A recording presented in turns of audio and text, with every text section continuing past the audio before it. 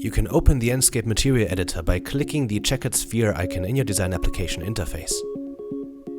You'll see a window showing the selected material on the right and a list of your materials in your project on the left. For a material to show up in the Enscape Material Editor interface, you have to first set it to type Enscape in the Rhino Material Editor.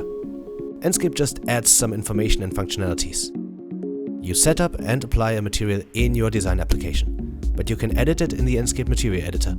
At the top there is a drop-down menu to choose from multiple material types: default, grass, water, foliage, clear coat and carpet. For this video we will focus on the default material as it's the most flexible and most commonly used. Here, 3 areas are the most important for 95% of all materials: albedo or color, height for bump, normal and displacement maps, and reflections to control how glossy an object will appear. They can be controlled via the inputs you see here, or with an image you can use as texture. To set up most of your materials you will use a color and a height texture. For now, it's best to get them from an online source like polygon.com or cc0textures.com. Let's try it with a simple material.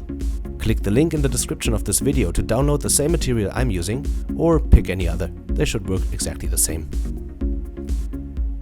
As a rule of thumb for Enscape, I like to go with 2K textures. They are high detail enough for close-ups, but small enough you don't need to worry using many of them. Download the zip file, grab the color, displacement and the roughness image, and store them wherever you want on your machine. Next, we're going to link them to a material in our scene. Once again, with the Enscape Material Editor, you don't create or assign materials. You do this in your design application. You can then select them in the Enscape Material Editor and add the texture we downloaded. First, we click the plus icon next to albedo texture. This is where we add the color texture. Check the scale. Does it look right to you? Great. If not, let's click this texture icon at the top, enable explicit texture transformation, and enter a value that looks correct. Let's return to the General tab. Click the plus icon in the height area. Here we will connect the displacement texture we downloaded. See the surface 3D relief effect? Let me disable color and reduce the roughness so you see it better. The height map is the secret to convincing visualizations. It allows you to add an enormous amount of realism to every surface with little effort. There is multiple types of height maps. For subtle detail, we take the bump map setting and adjust the strength. For a strong surface deformation, like for cobblestones, bricks or rocks, choose the displacement setting. Be prepared to dial down the strength as this has a very strong effect.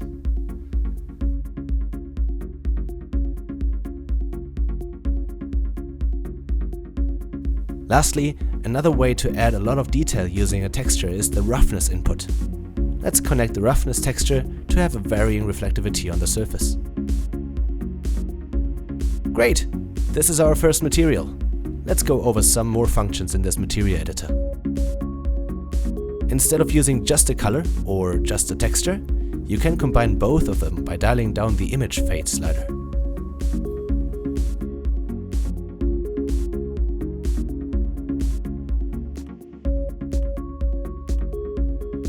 For transparent surfaces like glass, enable transparency and dial down the opacity. Also make sure to dial down the roughness so you have perfect reflections. Tip: for stronger reflections in your glass, try changing the color to something darker and increase the opacity again. Try playing around with that a bit.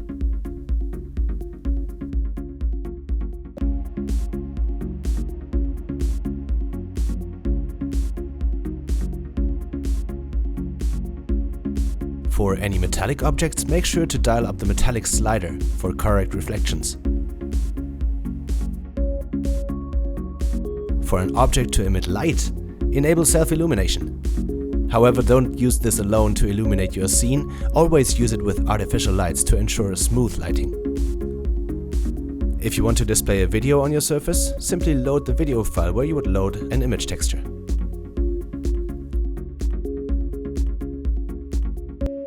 Lastly, to display a surface as grass or water, Select the right type in the type selection.